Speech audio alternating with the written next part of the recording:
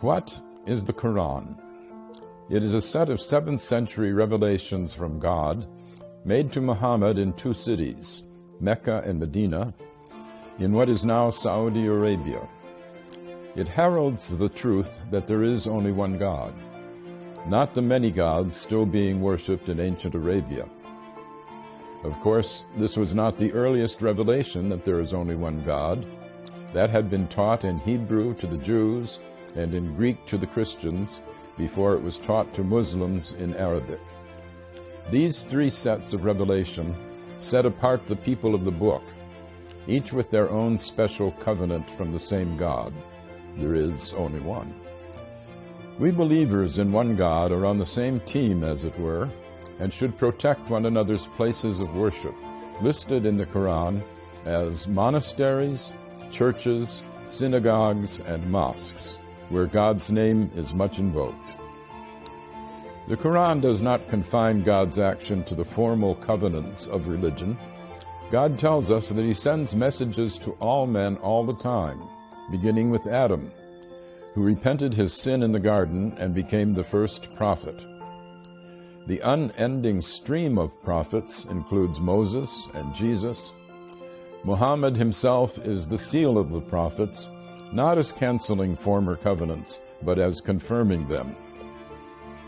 But the love of God is not brought only by human messengers in the Quran. Creation itself is a set of messages from God, which speak a divine code that we are told to decipher. God's intent can be seen in the beauty and power of the universe. Moses does not speak alone on the mountain speaks with him. Birds speak to Solomon. The world is constantly signaling to us, bringing us insights into the beauty and power of its maker.